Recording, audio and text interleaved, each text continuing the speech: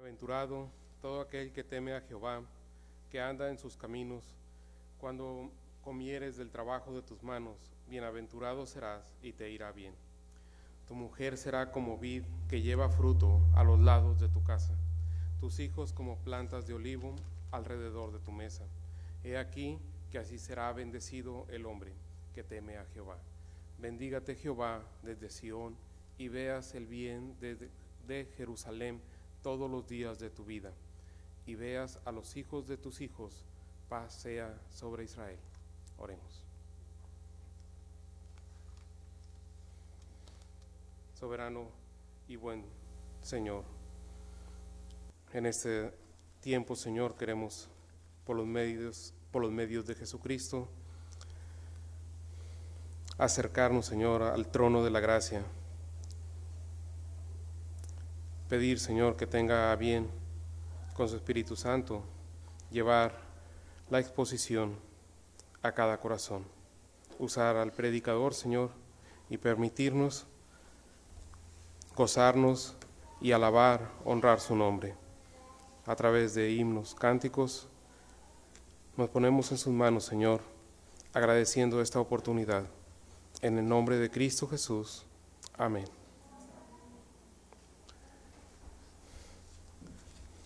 Vamos a ponernos en pie y vamos a abrir nuestro himnario. Vamos a buscar el himno 347, Dulce Comunión.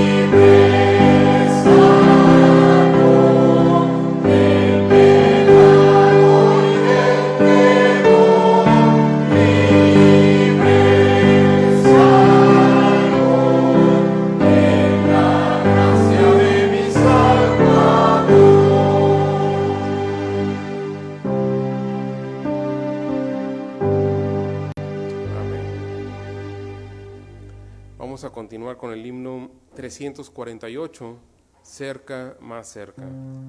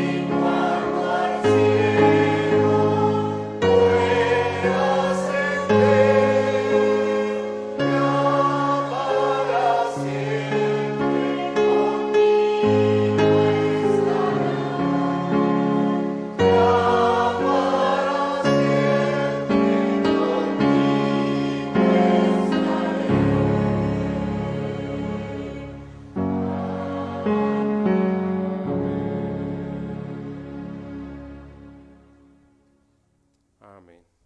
Así puestos de pie, vamos a buscar en nuestras Biblias el pasaje de Marcos 12,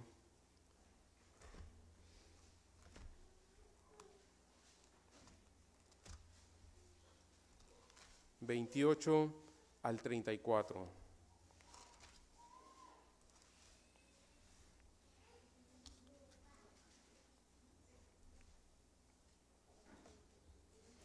Vamos a la lectura de una manera unánime.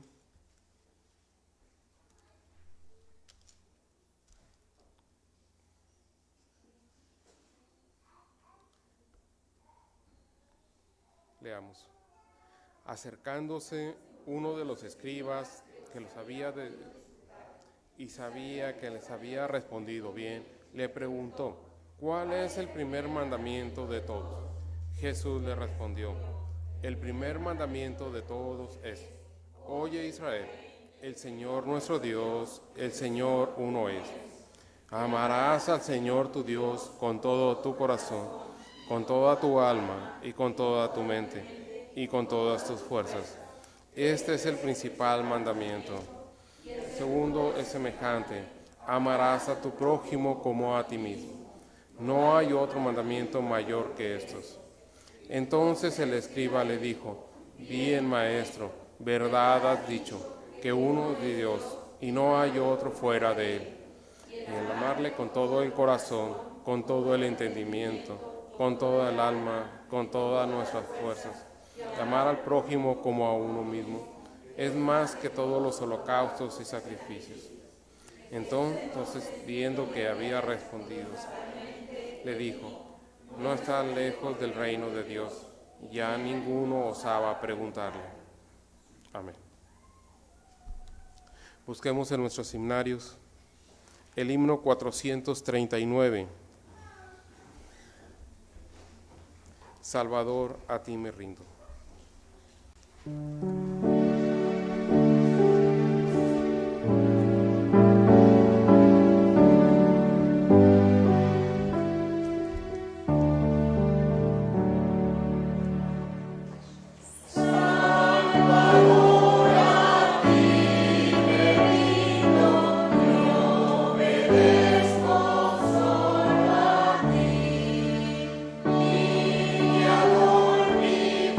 Fortaleza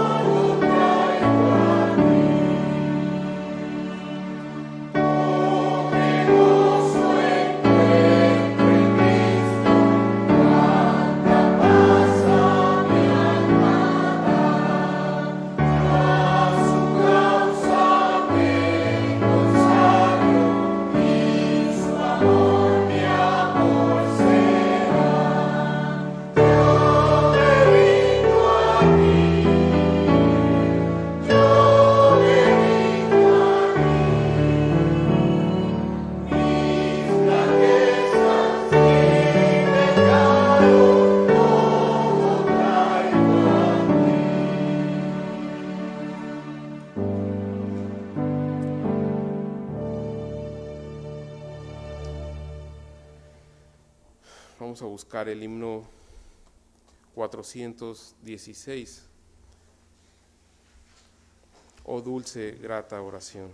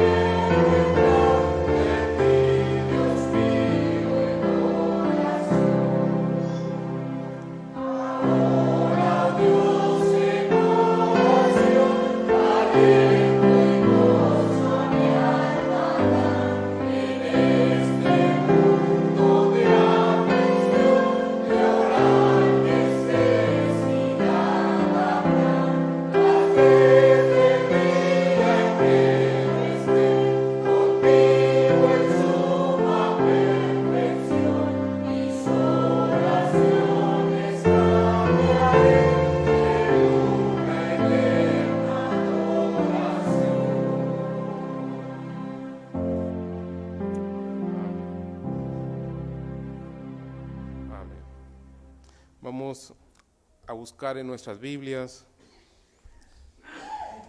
Deuteronomio 6.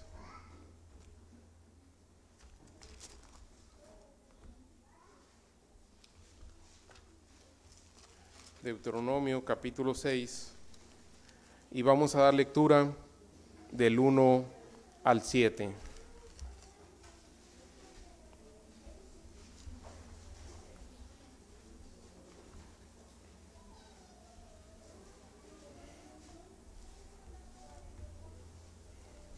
Repito, Deuteronomio 6, del 1 al 7.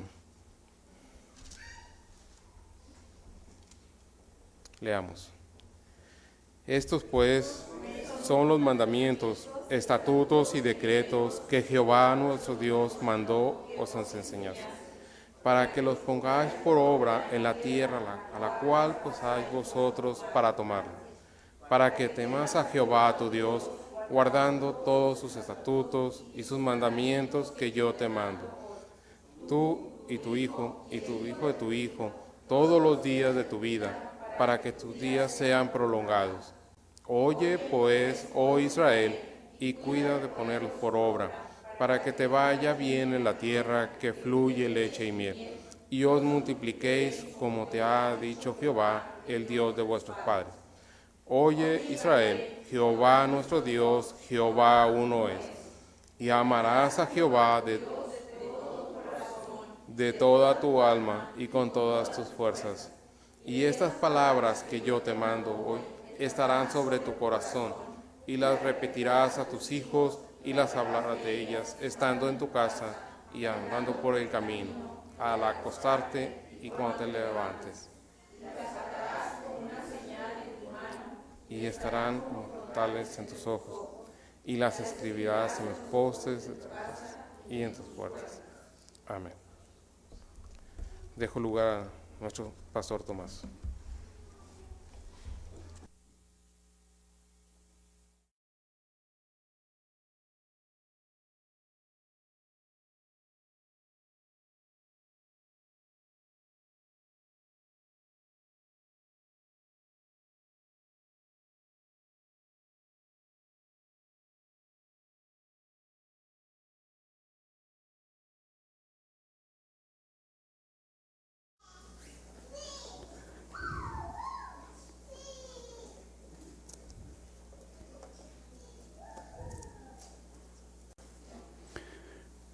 Quiera Dios bendecirnos rica y abundantemente, aún más que ya lo ha hecho en este su día. Y deseo de todo corazón, hermanos, que sea un día bendecido y un día de bendición, este que Dios instituyó para la adoración pública, para la proclamación de su bondad, de su generosidad, para la gratitud por todas las cosas que Él nos provee. Hermanos queridos, tengo la intención de traer a su consideración otro mensaje con el tema de la familia. La familia es de Dios, tiene su origen en Dios, tiene el gran propósito de parte de Dios. Y hoy quiero avanzar un poquito, si así Dios nos permite. He titulado el mensaje para hoy, Instrucción y oración en familia. Instrucción y oración en familia. Históricamente, hermanos, la iglesia ha gozado de mucha más salud cuando prospera la vida familiar bíblica.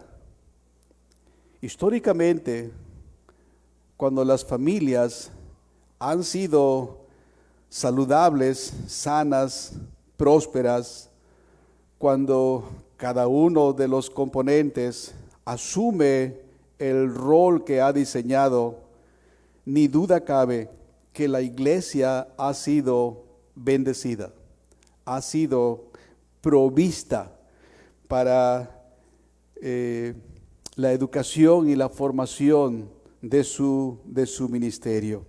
Pero no solamente la iglesia, el mundo mismo es bendecido por Dios cuando los padres de familia asumen su posición, cuando se disponen a observar el rol que Dios ha diseñado para ellos, tomando un papel preponderante en la instrucción a su familia, en la intercesión por su familia y en el gobierno a su familia. Un gobierno que debe tener como rasgo distintivo el ejemplo de Cristo, el amor que pueda gobernar de esa manera. Terminamos nuestra clase de la creación hoy con los niños y comentaba con ellos de la importancia de la creación de la mujer y el propósito de Dios para crearla y de la parte que Dios tomó de Adán para crearla. Y el deber que tienen los hombres, son muy niños los niños que tengo en clase, son muy niños para pensar siquiera ahora, pero la enseñanza son semillas que deben quedar allí en sus mentes, en sus corazones. Y decíamos, el hombre tiene que ser proveedor, debe de ser cuidador, debe de ser amoroso para con su esposa.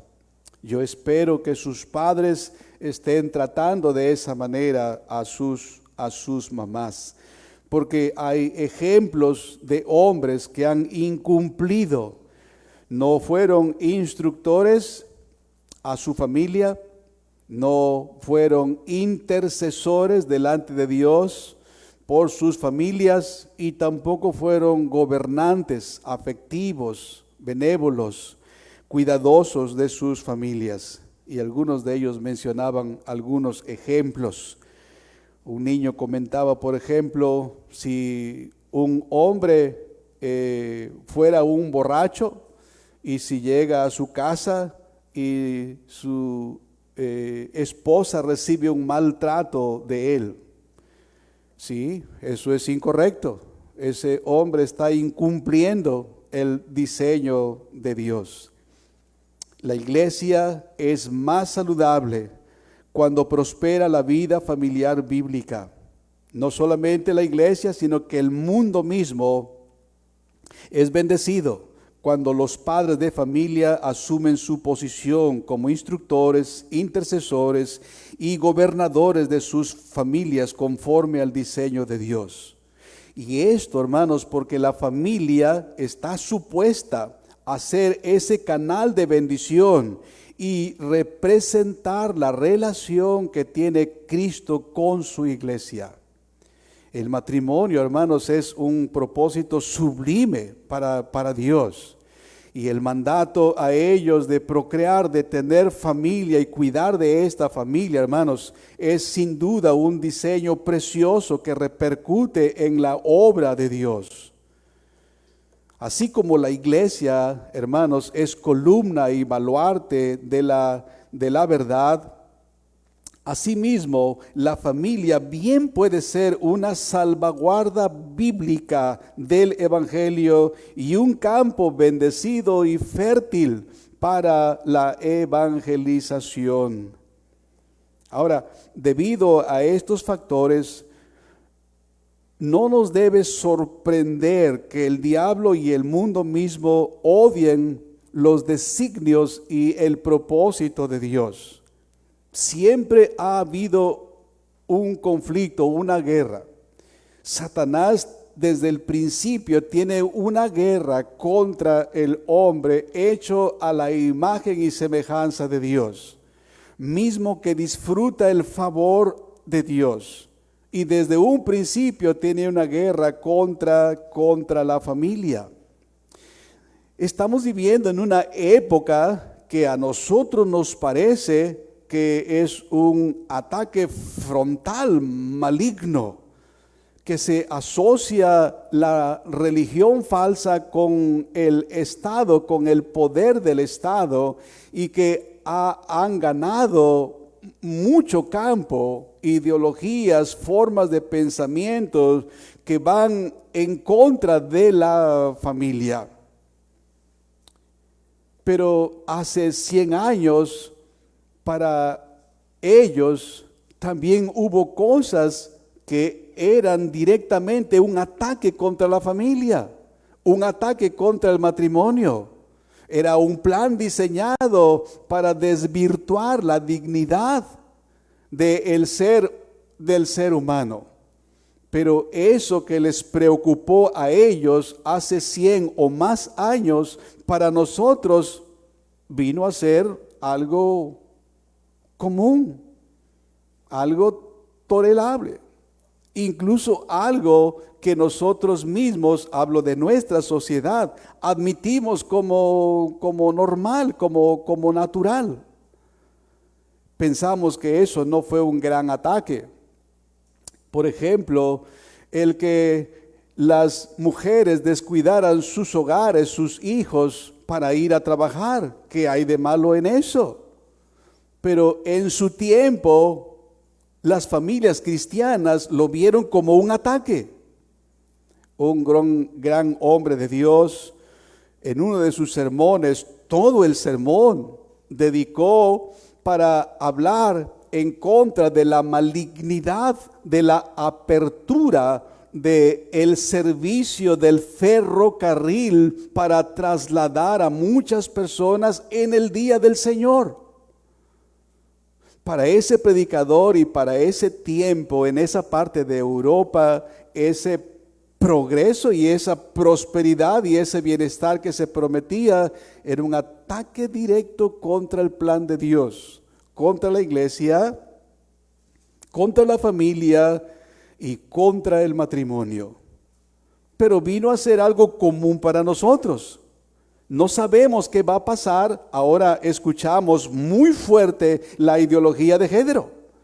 Ahora escuchamos muy fuerte que no hay ningún problema en que vivan en matrimonio, si se pudiera llamar así, a dos personas del mismo sexo. ¿Qué va a pasar dentro de 10 o 20 años o 50 años si el Señor no viene?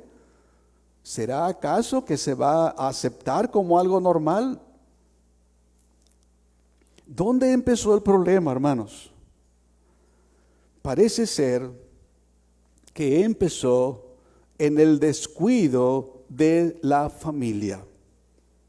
Parece ser que empezó en el incumplimiento de los cabezas de familia. Así que si Satanás tiene un ataque frontal y una guerra contra la familia debe protegerse, debe recubrirse en el Señor, procurando cada uno de los que la integramos, de los que la formamos, nuestro lugar, nuestra posición. En este sentido, los cabezas de familia deberían leer las Escrituras a sus familias e instruir a sus hijos e incluso a sus empleados. En aquel entonces, los empleados, los de servicio doméstico o en la empresa que fuera, en la agricultura, en la labranza del campo, los trabajadores eran considerados como parte de la familia. Y suspendían sus labores, sus actividades para las actividades devocionales, para poder juntos adorar a Dios y ser instruidos por las Escrituras. La instrucción tiene que ver con los asuntos y las doctrinas de la salvación. De acuerdo con la palabra de Dios, es deber de los gobernantes de la familia enseñarles e instruirles. Ningún hombre, hermanos, que no niegue las Escrituras puede oponerse al incuestionable deber de leerlas en el hogar. Hay muchos versículos que así lo enseñan. Yo voy a usar algunos para este mensaje. Pero incluso en las personas no creyentes, hermanos, en las familias no creyentes, ellos sí creen que es necesario instruir a sus hijos, aunque no los instruyen en los principios y en los asuntos de la eternidad. Pero sí creen que es necesario instruirles, prepararles para que sean personas de bien. Ellos creían que dejar a los hijos sin una formación, sin una instrucción, era algo muy malo para sus propios hijos, porque ellos sufrirían cuando alcanzaran la edad adulta y tuvieran que depender de sí mismos y formar también sus familias. Instruir a los hijos, hermanos, leer las Escrituras con ellos, es claramente un mandato bíblico. Allá en Éxodo capítulo 12, ustedes conocen este relato de este hecho extraordinario. La instrucción específica que Dios dio a Aarón y Moisés, y cómo ellos repitieron esta instrucción al pueblo. Y todos los que obedecieron la instrucción disfrutaron el cumplimiento de la promesa de Dios. En todas las casas de los egipcios, desde el servidor menor hasta el faraón, que no había una marca distintiva en los postes y en los dinteles de las casas, hubo muerte. Pero en los hogares donde siguieron la instrucción al pie de la letra, se manifestó Dios y no hubo ningún lamento. Ellos tenían que hacer tal como Dios les mandó, pero además tenían que hacer algo. En los versículos 26 y 27 que leo para ustedes, dice así: y cuando os dijeren vuestros hijos, ¿qué es este rito vuestro? Vosotros responderéis: es la víctima de la Pascua de Jehová, el cual pasó por encima de las casas de los hijos de Israel en Egipto, cuando hirió a los egipcios y libró nuestras casas. Entonces el pueblo se inclinó y adoró. La identidad del pueblo de Israel, hermanos, como un pueblo de Dios que el Señor había liberado de Egipto, debía modelarse no solo mediante su participación en la celebración de la Pascua, sino también por el relato fiel de su significado. Por el relato fiel de su significado. Dice Moisés, cuando sus hijos les pregunten, ¿qué es este rito que ustedes hacen? ¿Por qué ustedes, papás, por qué lo hacen? Ellos, dice Moisés, responderán de esta manera. Ustedes tienen que entender el significado. Ustedes tienen que entender la naturaleza. Ustedes tienen que entender el propósito. No solamente como un hecho y ya. En ese sentido, amados hermanos, los padres cristianos tienen el mismo deber de explicar a sus hijos, ahora en el Nuevo Testamento, de explicarles a ellos los sacramentos. Para poder instruirlos, habría que explicarles a ellos, a nuestros niños, la naturaleza de los sacramentos, el uso y los propósitos del bautismo y de la cena del Señor. Para eso nosotros, los papás, necesitamos saber la naturaleza, el uso y el propósito de estos sacramentos. Que podamos explicar a nuestros hijos, porque allí está el Evangelio, hermanos. Que podamos explicar a nuestros hijos qué significa el bautismo. ¿Por qué una persona es bautizada? ¿Y por qué él no es bautizado aún? ¿Cuándo él será bautizado? ¿Qué es lo que representa el que una persona sea bautizada? Los padres tienen que tener una comprensión bíblica, una información que forme su pensamiento, que transforme su vida, para que puedan no solamente dar el precepto, sino también modelar mediante el ejemplo, mostrando que es esa la voluntad de Dios. Moisés, volviendo a los ejemplos del Antiguo Testamento, Moisés instruyó diligentemente al pueblo para que es decir, los cabezas de familia, instruyeran a sus hijos. Quiero compartir con ustedes otra vez el texto que hemos leído hace un momento con nuestro hermano Juan. Solo que leeré solo los versículos 6 y 7 de Deuteronomio 6. Hace un momento hemos leído el texto completo, comenzando en el 1 y concluimos en el versículo 7. Pero ahora leo para ustedes 6 y 7.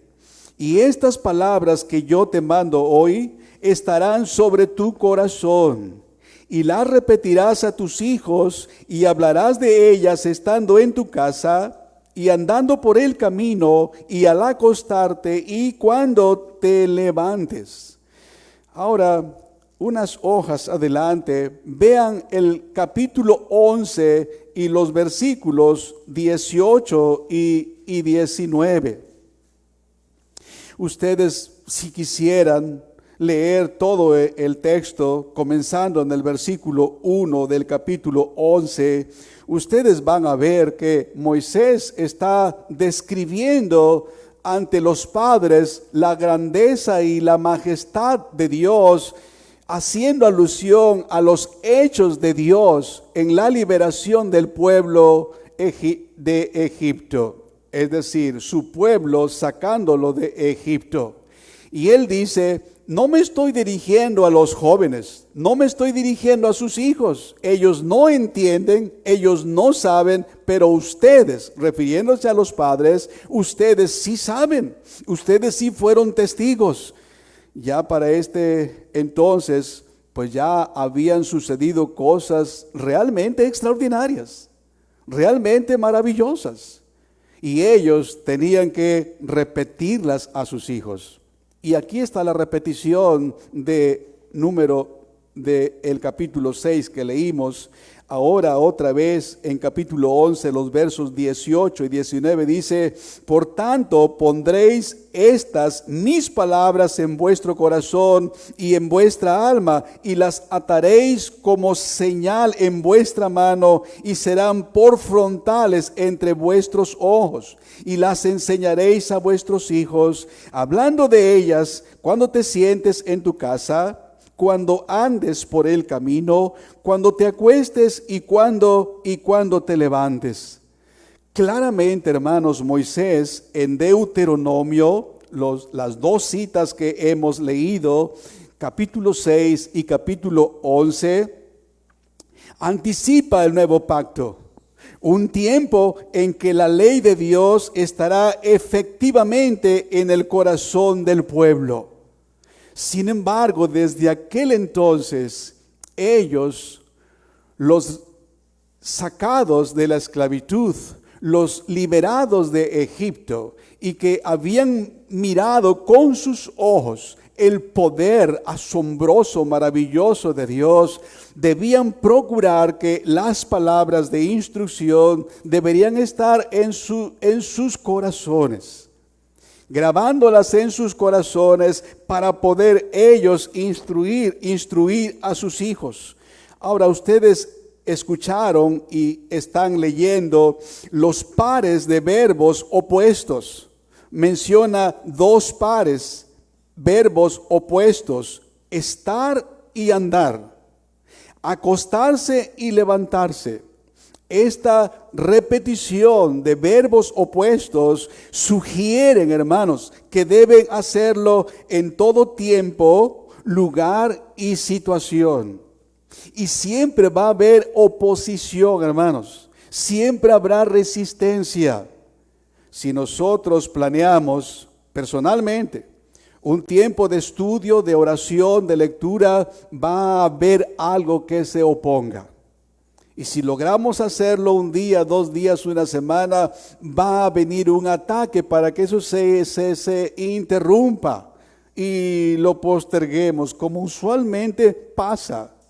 Y si queremos hacerlo en familia, como es la idea, entonces, hermanos, va a haber siempre una distracción, una oposición.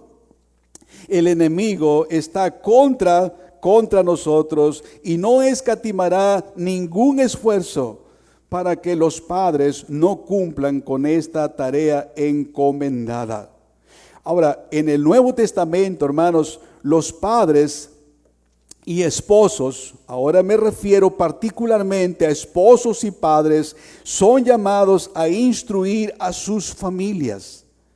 El apóstol Pablo en Efesios capítulo 6 y el verso 4 dice: y vosotros padres, no provoquéis a ira a vuestros hijos, sino criadlos en disciplina y amonestación del Señor.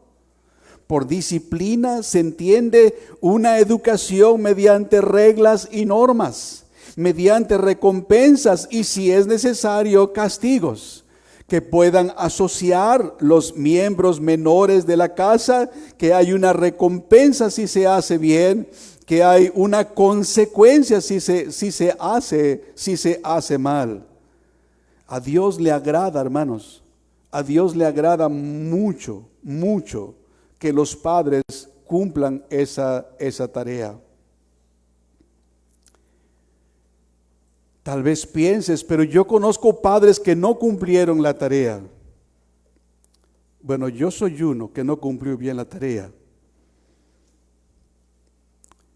Pero pienso en la aflicción, el dolor de Eva.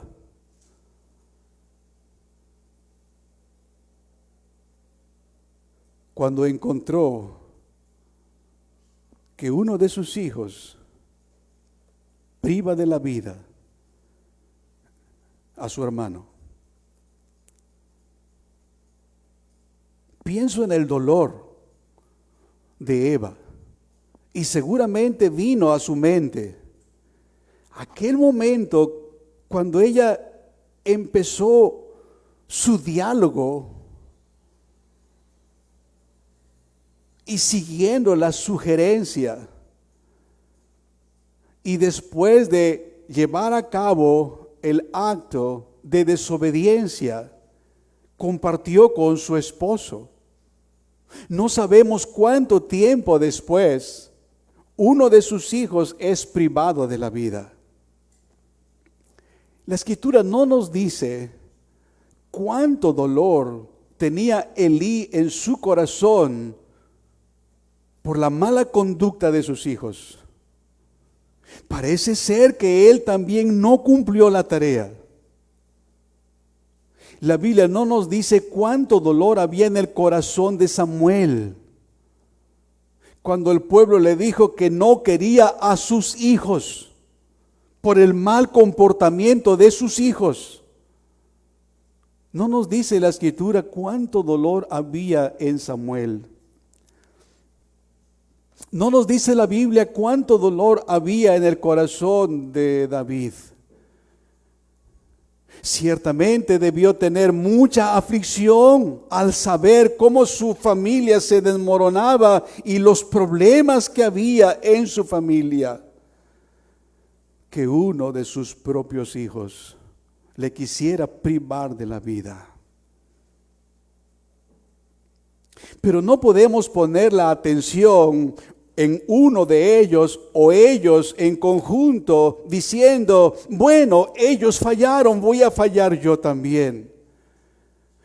No sabría la manera en decir delante de ustedes el dolor que se siente no cumplir el deber que Dios impone a los padres de familia.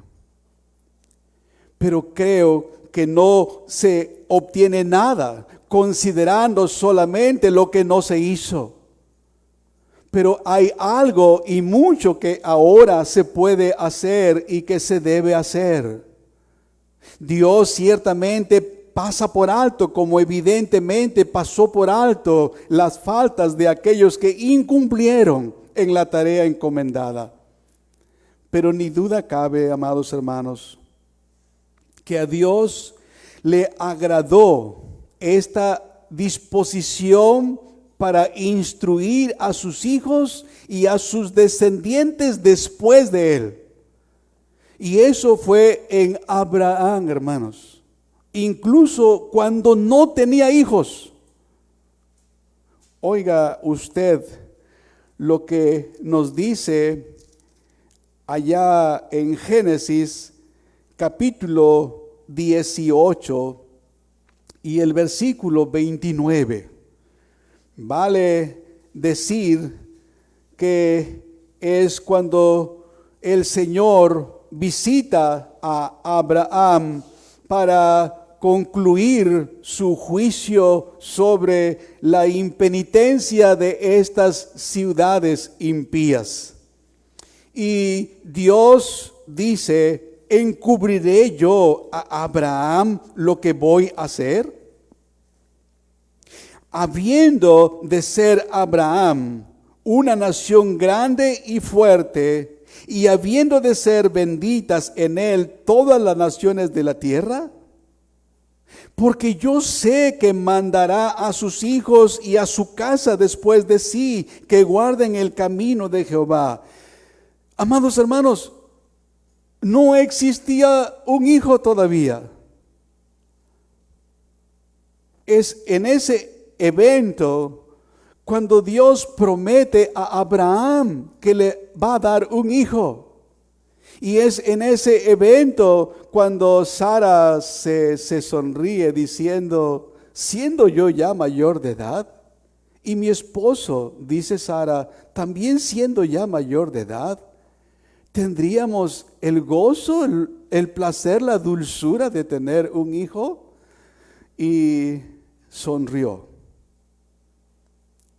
Pero Dios sabía, hermanos, el texto nos dice, sabía que Abraham sería un padre diligente.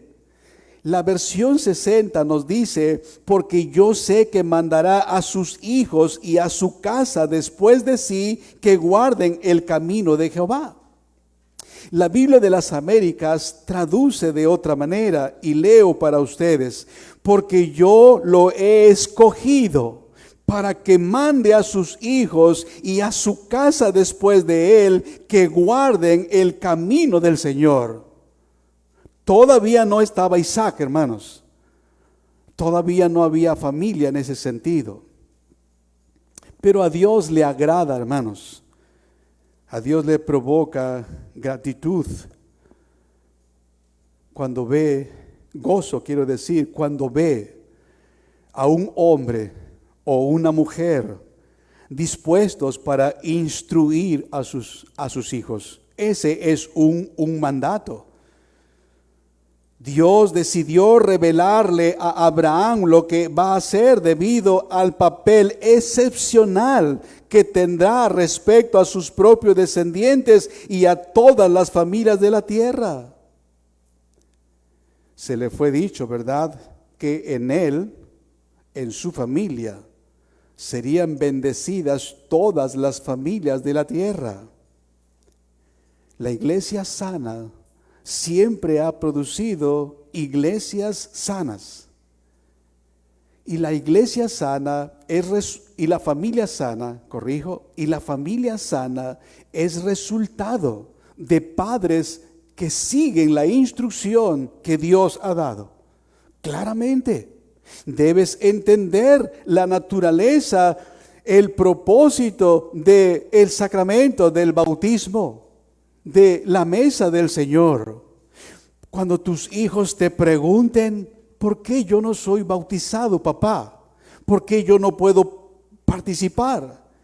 Deberás saber dar una explicación. Ahora, la lectura para la instrucción a la familia hace indispensable y hasta requiere urgentemente la oración. La lectura, la enseñanza de las Escrituras a la familia hace indispensable y hasta requiere con urgencia la oración, los ruegos a Dios en oración, para que nos proporcione la iluminación de su Espíritu, que abra los ojos de todos los miembros de la familia y que derrame bendición en nuestros esfuerzos, por pequeños que estos sean. Porque sin esa bendición no habrá comprensión. Y si no hay comprensión, no hay salvación. De allí la importancia de la oración. Un hombre de Dios dijo que un sermón requiere varias horas para prepararlo, pero requiere el mismo tiempo en oración.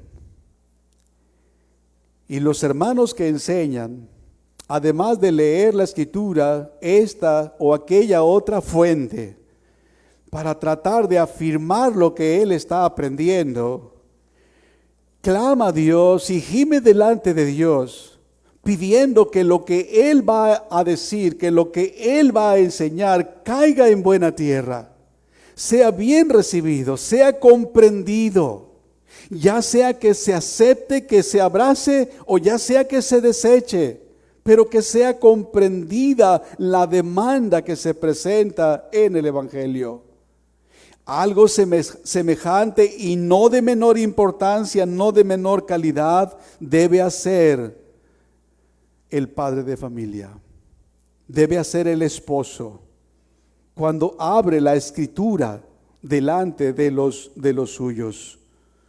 Lo dije hace 15 días, siento gran dolor por algunos niños y por ustedes, hermanas, hermanos, que los niños a la edad de 10 años no tengan ninguna idea de lo que es esta ordenanza, de la utilidad de participar en la lectura de la Escritura y aprender de ella.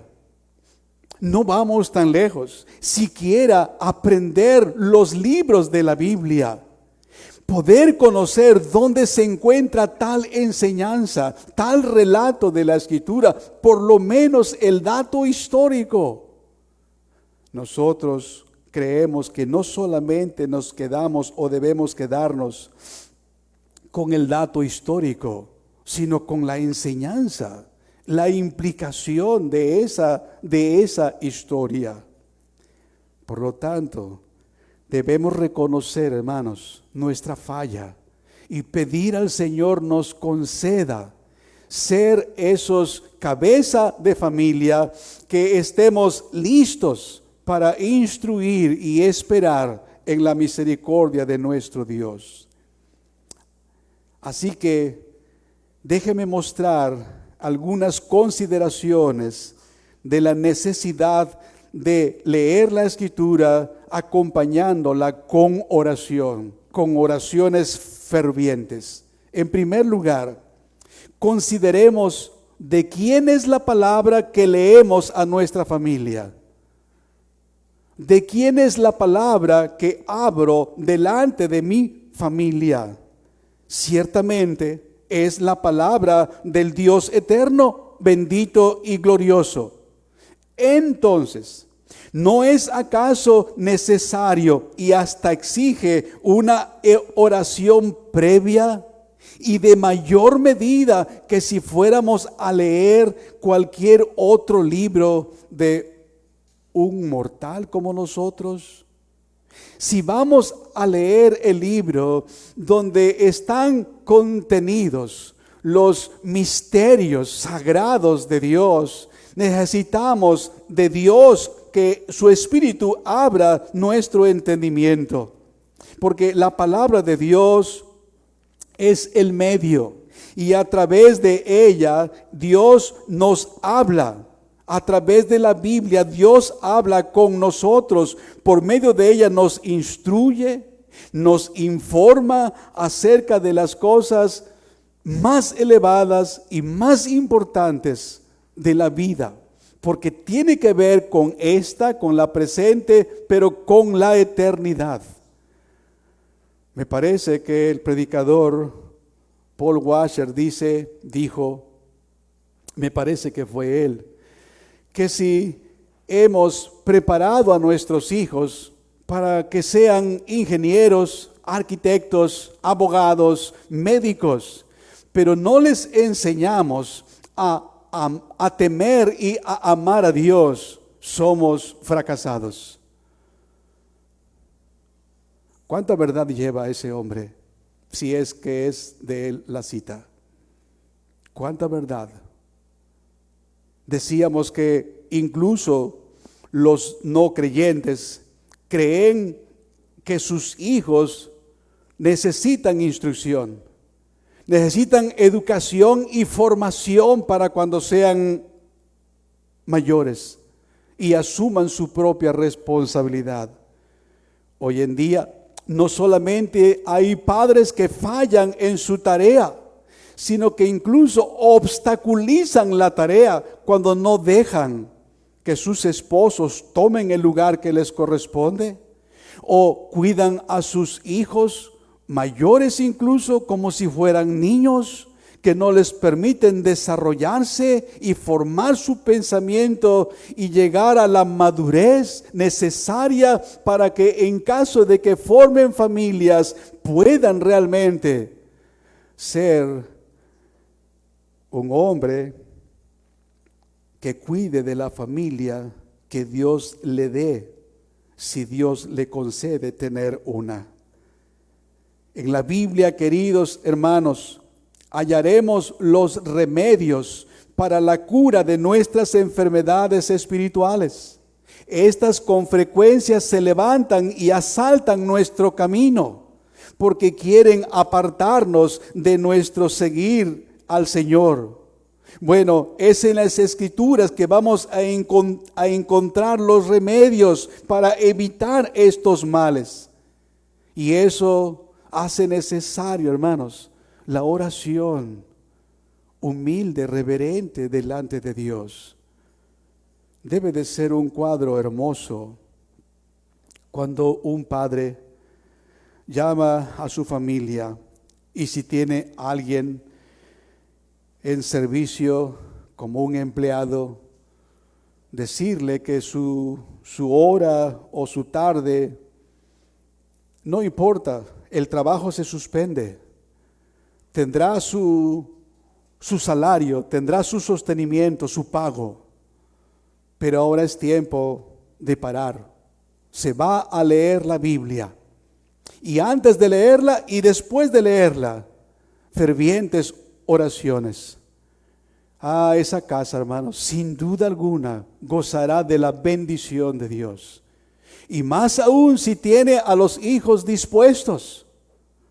Yo sé lo que es el dolor de tener un hijo o hija que esté indispuesta o indispuesto para leer la Escritura o escuchar al papá o a la mamá leyendo la Escritura.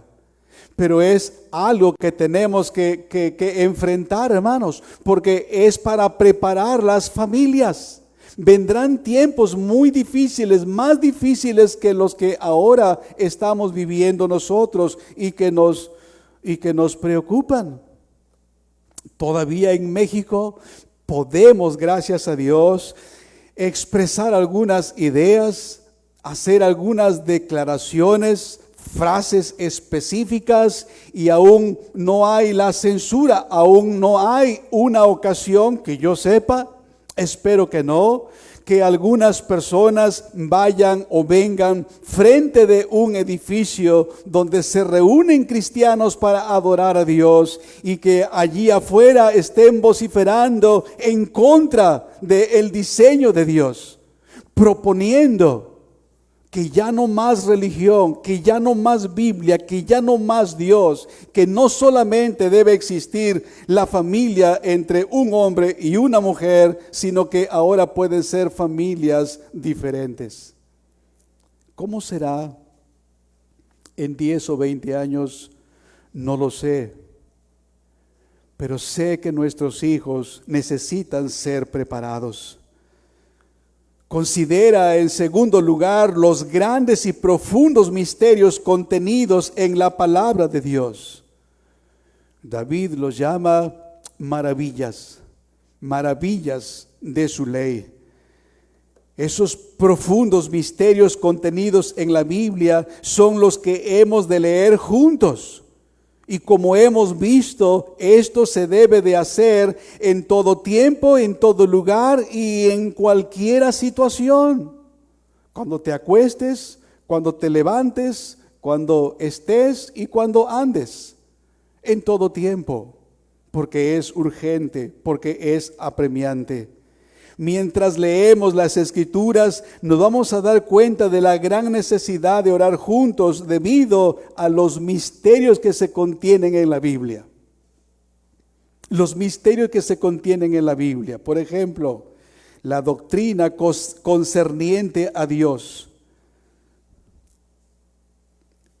Oh, qué cosa más asombrosa que este libro, hermanos, contenga quién es Dios, que a través de según el diseño de Dios, yo voy a aumentar mi conocimiento de ese Dios, pero voy a usarlo para que en mis hijos pueda haber el conocimiento de ese Dios. Acerca de Dios, este libro nos dice cómo podemos conocerlo. ¿Cómo podemos amarlo? ¿Cómo podemos obedecerlo? ¿Cómo podemos adorarlo? ¿Cómo podemos deleitarnos en Él? No hay otra manera, hermanos. No hay otro libro y nadie más lo va a hacer. Defectuosamente, los maestros lo hacemos, pero cariñosamente, afectivamente, cercanamente, los padres.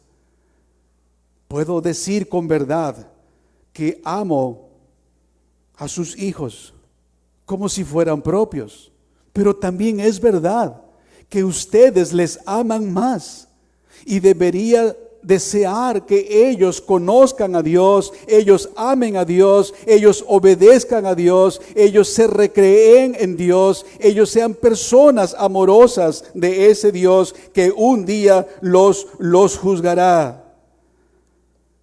Y en cuanto a Cristo, Dios nos está dando muy buena instrucción a través del hermano Juan acerca de Cristo, Dios y hombre. Este es un misterio. Es un misterio ante el cual los mismos ángeles se asombran. Es un misterio que ningún hombre puede entender o expresar y que ninguno puede explicar completamente. Pero ahí está en la Escritura. Y tienen que creerlo nuestros hijos, como lo creemos nosotros, si a Dios le place concederles la fe para creer. Si a Dios le place descorrer el velo de sus ojos y mostrarles a ese majestuoso Dios, a ese glorioso Salvador, para que puedan también amarle y servirle. Oh, que todo cristiano fiel consagre su atención a las Sagradas Escrituras. Ese es, hermanos, ese es uno de nuestros pecados. Esa es, hermanos, una de nuestras faltas. Esa es, querida iglesia, una de nuestras necesidades. Y somos bienaventurados, somos afortunados en el sentido de tener instrucción y tener verdades cardinales en nuestra formación y en nuestra práctica, en nuestra liturgia. A veces cometemos este error de vernos en relación a otros grupos y pensamos que estamos muy bien y podemos decir que en efecto así es, pero hay cosas mucho más gloriosas, hermosas que Dios tiene para nosotros, hermanos, y estas podemos adquirirlas a través de las Escrituras. Si hablamos de los oficios de Cristo, la palabra, como ustedes saben, se los han dicho recientemente, Él es el profeta. Imagínense que un día su hijo le dice: papá, mamá, ¿qué quiere decir que Jesucristo es sumo sacerdote? ¿Qué quiere decir que Cristo es rey, mamá? Papá, ¿qué quiere decir entonces que Cristo es el profeta? Deberíamos nosotros saberlo, hermanos, y explicarlo a nuestros hijos. Ellos en algún momento van a interesarse. Ciertamente hay tiempos en que no. Parece todo lo contrario. Tal vez se debe a que no hemos leído con ellos. Tal vez se debe a que no sembramos ahí la semilla. En la Escritura encontramos la vida de Cristo, la admirable y gloriosa vida de Cristo, sus milagros, sus tentaciones, esas aflicciones que soportó, su muerte, su victoria, su ascensión, su resurrección y su venida, porque viene otra vez para juzgar vivos y muertos.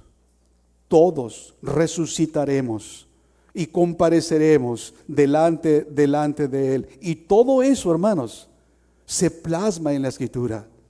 Y eso hace necesaria la oración. No comencemos una lectura sin oración y no concluyamos la lectura sin oración, pidiendo a Dios abra el entendimiento, pidiendo a Dios abra el corazón y llegue a lo más profundo de nuestros corazones. Aquí en este sagrado libro, hermanos, también se encuentra la doctrina de la miseria del hombre por causa del pecado. Pero no solamente podemos encontrar el material que describe la ruina del hombre, también encontramos que se describe el remedio de ese mal. Oh, qué cosa más extraordinaria es saber que haya el remedio. Hay un mal, como dicen, que no se sabe cuál es la cura. Y hay un temor, un pánico en muchas personas. La última noticia, imagino que todos la conocen, que ya va a haber un medicamento para el virus actual que puso a temblar al mundo entero, parece. Debe ser algo muy, muy, muy bueno para las farmacéuticas, sin duda alguna, pero para muchas personas será muy tranquilizador. ¿Cómo sería para nosotros si encontramos en la Biblia que la paga del pecado es la muerte? Que el hombre unánimemente, o los hombres unánimemente, caminan de espaldas a Dios, y que en ningún tiempo y en ningún momento quieren nada con Dios, que Dios está airado con ellos todos los días, que su espada pende sobre sus cabezas, y que si no se arrepienten morirán y les espera el juicio eterno. Sería terrible si solamente supiéramos eso. Pero también sabemos, hermanos, de Cristo. Sabemos de su vida perfecta, justa y santa. Sabemos de sus aflicciones, sabemos de sus tentaciones, sabemos de su muerte, sabemos de su victoria sobre el pecado. Sabemos lo que Él obtuvo. Sabemos que Él pagó el precio de nuestro rescate, que nuestra deuda está salvada, que es posible tener la reconciliación con Dios.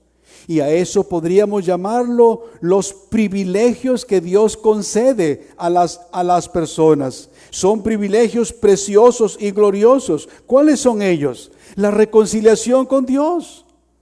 La reconciliación con Dios. ¿Qué cosa más extraordinaria es ser reconciliado con Dios? Ser justificado. Pensamos, es cierto, yo he pecado contra Dios. Cuando el Señor muestra el pecado a una persona, cuando el Señor muestra el pecado a uno de nuestros hijos, van a sentir una gran aflicción en su espíritu y con lágrimas desearán el perdón de sus pecados. Entonces sabrán que es posible ser justos, que es posible ser justificados, y que no es por sus propios méritos, sino que es solamente por la fe. Luego, como nosotros creemos que la justificación es por la fe, pero nos damos cuenta que todavía hay pecado residual en nosotros y decimos, ¿cómo es que el Señor me puede amar de tal manera si aún hay aflicción, hay pecado en mi alma y dolor para Él, porque aún no puedo vencer este o aquel pecado?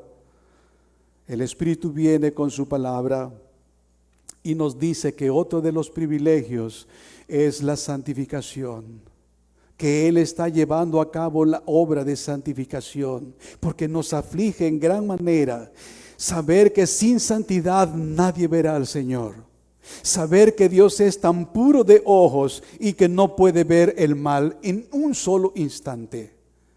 Pero viene la consolación a nosotros diciéndonos que Él nos adoptó en su familia y su propósito es hacernos semejantes a su Hijo. Todas esas son verdades consoladoras, hermanos, y todas esas verdades están contenidas en las Escrituras, y todas esas verdades deben ser leídas a nuestros hijos, creídas por nosotros, fortalecidas en nuestras mentes y corazones, pero enseñadas a ellos. Dios nos llamará a cuentas, hermanos. Dios nos pedirá cuentas. Decíamos que Dios tiene como propósito que a través de la familia provee a la iglesia, y la iglesia está comisionada para representar, hermanos, su gracia y su favor y su misericordia. Finalmente, consideremos brevemente cuánto bien hará a toda la familia el que leamos la palabra de Dios con ellos. Pensemos en cuánto bien hará a toda la familia en que leamos la palabra con ellos. Esas cosas buenas y necesarias para la salvación están contenidas en la Escritura. Solamente imagina, una sola persona, digo yo como pastor, oh Señor, si en todo mi ministerio, una persona, solo una persona, creyera en ti. Si solo una persona, oyendo el mensaje del Evangelio y cree, vale la pena. 60 años, 70 años, vale la pena. Porque una alma es eterna y vale más que muchas cosas. Ahora, piensa como mamá, piensa como papá. Oh Señor, yo sé que no puedo salvar a mi hijo. Oh Señor, cuánto quisiera creer por él, pero no puedo creer. Oh Señor, yo me propongo no ser un obstáculo entre tú y él. Yo me propongo no velarle a él las Escrituras. Yo me propongo abrirlas a él. Ese será mi deber. El resto está en tus manos. Ahora supón que cuando ese niño alcanza la edad de adolescencia o joven y un día te dice, pero con verdad, no solamente porque diga sí creo en Dios, sino con verdad ves que aquella actitud de rechazo, de abandono, ahora es cambiada en un anhelo, en un deseo. Que tiene esa disposición para amar a Dios, que ha conocido a Dios, que ama a Dios, que desea obedecer a Dios. No hay mayor gozo en esta tierra, hermano. No hay mayor alegría en esta vida que ver a alguien querido, a alguien amado, y mayormente si es fruto de las entrañas. Hay cosas maravillosas, hermanos, que pueden suceder abriendo la Biblia, instruyendo como se nos manda y pidiendo en oración que Dios haga prosperar el menor de nuestros esfuerzos. Porque considera, si ellos ignoran estas cosas, están perdidos. Si no conocen a Dios, ¿cómo podrán amarlo? Y el que no amare al Señor, sea anatema. Es el amor a Dios lo que describe y evidencia una salvación. Porque el que ama a Dios significa que ha sido amado por Dios. Porque nadie puede amar a Dios si no le amó Dios primero. Ahora bien, los creyentes podemos amar a un Dios y a un Cristo invisibles, pero no podemos amar a un Dios desconocido. El apóstol Pedro dice acerca de los creyentes expatriados del Ponto, de Galacia, de Capadocia y de Bitinia, que ellos amaban a su Señor aún sin verle, vean ustedes el versículo 8, dice de Primera de Pedro, capítulo 1 y el verso 8, dice así: a quien amáis sin haberle visto, en quien creyendo, aunque ahora no lo veáis, os alegráis con gozo inefable y glorioso. Los creyentes podemos amar a un Dios y a un Cristo invisibles, físicamente hablando, pero nunca a un Dios desconocido. Y si tu familia no conoce a Cristo, ¿cómo creerán en Él? Y sin embargo, perecerán. Y sin embargo, un día se cumplirá el veredicto de Dios. Pues está establecido que los hombres mueran una vez y después el juicio, y que todos compareceremos delante de nuestro Dios. Se perderán para siempre. No creo que haya dolor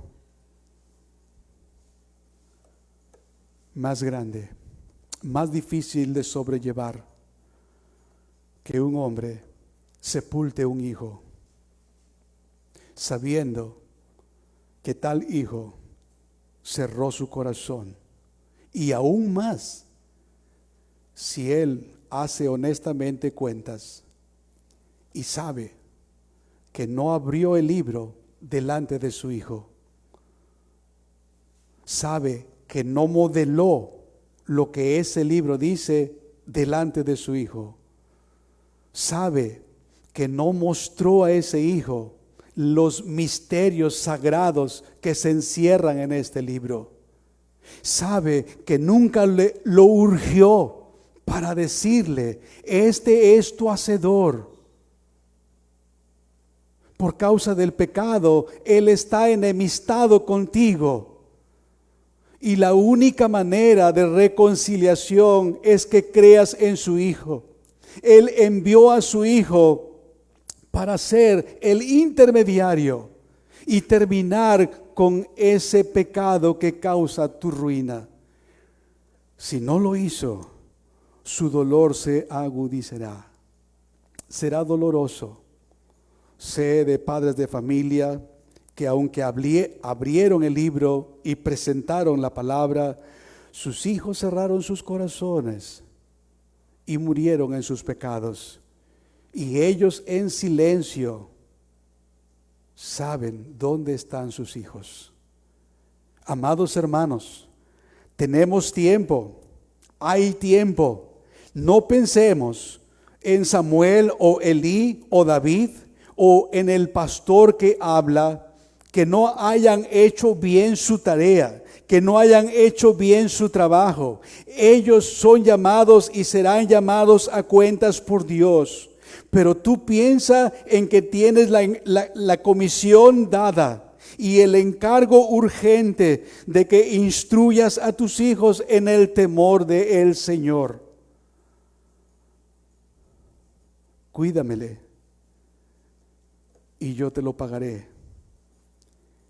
Y ese cuídamele que le fue dicho a la madre de Moisés implicaba, por supuesto, todo bien para el pequeño niño. Nosotros tenemos ahora, hermanos, claramente la instrucción de enseñar a nuestros hijos, enseñar a nuestros amigos, enseñar a nuestros compañeros, enseñar a quienes trabajan para nosotros. Y si lo vamos a hacer, debemos orar fervientemente, pidiendo que Dios bendiga su santa palabra. Moisés dijo al pueblo, Deuteronomio 11, 18 y 19, por tanto, pondréis estas mis palabras en vuestro corazón y en vuestra alma, y las ataréis como señal en vuestra mano, indicando la industria, indicando todo lo que hacemos. Y serán por frontales entre vuestros ojos, indicando toda la información, nuestra manera de pensar, porque nuestra manera de pensar define lo que nosotros hacemos. Y enseguida viene, y las enseñaréis a vuestros hijos, hablando de ellas cuando te sientes en tu casa, cuando andes por el camino, cuando te acuestes y cuando te levantes. Es decir, en todo tiempo, en todo lugar y bajo cualquier situación. Que Dios tenga bien llevarnos al punto de entender y aceptar que hay cosas que necesitamos hacer. Queridos hermanos, si lo están haciendo, sigan adelante, Que Dios les bendiga, concediéndoles los oídos de sus hijos y en tiempo sus corazoncitos sean morada de nuestro Dios y Señor. Oremos. Amado Dios, personalmente, Señor, te ruego, me perdones. Y ruego, Señor, que nos perdones, porque varios de nuestros hijos, de nuestros jóvenes, no están, Señor, con nosotros, profesando una fe cierta. Oramos por quienes sí están, suplicando, Señor, que abras sus ojos, que abras su corazón. Oro, Señor, por las familias que tienen hijos pequeños y que son ocupados en proveer techo y vestido, comida y educación y cosas buenas para la recreación y el desarrollo sano físico y emocional de sus hijos. Pero temo, Señor, que han descuidado lo de mayor valor, las almas preciosas y eternas de sus hijos. Dios, concede que esta iglesia tenga familias sanas para que pueda ser también una iglesia fuerte, sana, donde tu nombre sea temido, adorado, servido, disfrutado. Que así sea, Dios. Te lo pedimos en el dulce nombre de tu Hijo Jesús. Amén. Amén. Amén.